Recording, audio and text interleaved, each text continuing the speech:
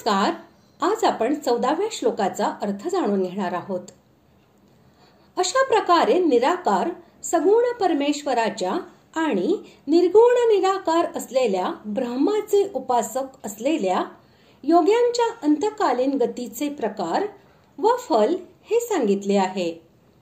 परंतु ज्यांनी पूर्वीपासून योगाचा अभ्यास करून मनाला स्वाधीन केलेले आहे असे पुरुषच अंतकाली अशा प्रकारचे साधन करू शकतात.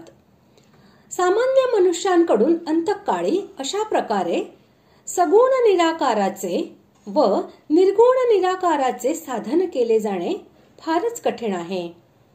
म्हणून सुगमपणे परमेश्वराच्या प्राप्तीचा उपाय काय आहे हे जाणण्यासाठी भगवंत आपले नित्य निरंतर स्मरण हाच आपल्या प्राप्तीचा सुगम उपाय आहे असे सांगत आहेत. श्लोक 14. अनन्यचेता सततं यो मां स्मरति नित्यशः तस्याहं सुलभः पार्थ नित्ययुक्तस्य योगिनः. श्लोकाचा अर्थ: हे अर्जुना, जो पुरुष माझ्या ठिकाणी अनन्यचित्त होऊन नेहमी माझ्या पुरुषोत्तमाचे स्मरण करतो त्या नित्य माझ्याशी युक्त असलेल्या योग्याला मी सहज प्राप्त होणारा आहे.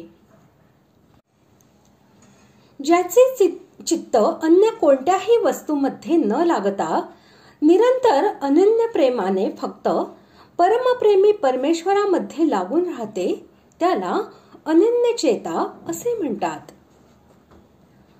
सततम या पदाने असे दाखविले आहे की एका क्षणाचेही व्यवधान येऊ न देता सतत स्मरण होत राहावे. आणि नित्यशः या पदाने असे सूचित केले आहे की असे सतत स्मरण आजीवन नेहमी होत राहावे. त्यात एक दिवसाचाही खंड पडू नये.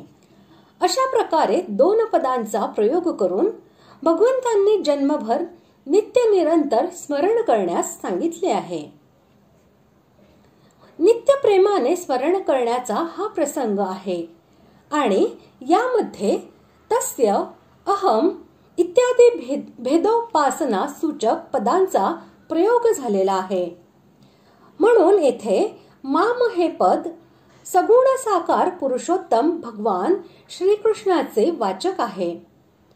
परंतु जे विष्णू आणि श्रीराम किंवा भगवंताचे दुसरे रूप यांना इष्ट मानतात त्यांच्यासाठी हे रूप सुद्धा माम याचेच वाच्य होय. तसेच परमप्रेम आणि श्रद्धा यांच्याबरोबर निरंतर भगवंताचे स्वरूप किंवा त्याचे नाव, गुण, प्रभाव आणि लीला इत्यादींचे चिंतन करीत राहणे म्हणजेच त्याचे स्मरण करणे होय. अशा भक्ताला भगवंत सुलभ होतो कारण अनन्य भावनेने भगवंताचे चिंतन करणारा प्रेमी भक्त जेव्हा भगवंताचा वियोग सहन करू शकत नाही तेव्हा भगवंतालाही त्याचा वियोग असह्य होऊन जातो. आणि जेव्हा भगवंताला स्वतःच भेटण्याची इच्छा होते तेव्हा कोणतीही अडचण राहत नाही. याच हेतूने अशा भक्ताला भगवंत हा सुलभ आहे असे म्हटले आहे. ज्यांना भगवंताबद्दल आणि भगवंतांची प्राप्ती झालेल्या महापुरुषाबद्दल परमश्रद्धा आणि प्रेम आहे, ज्यांना असा दृढ विश्वास वाटतो की नित्य निरंतर चिंतन केल्याने भगवंत भेटणे हे सुलभ आहे, अशा त्या लोकांना भगवत कृपेमुळे भगवंताचे नित्य निरंतर स्मरण होणे हे सहज शक्य आहे. परंतु ज्यांच्यामध्ये श्रद्धा व प्रेम यांचा अभाव आहे, जे भगवंतांचे गुण प्रभाव जाणत नाहीत आणि ज्यांना महत्संगाचे सद्भाग्य प्राप्त झालेले नाही, त्यांच्याकडून भगवत चिंतन नित्य निरंतर होणे कठीण आहे. अशा प्रकारे आज आपण 14व्या श्लोकाचा अर्थ जाणून घेतला.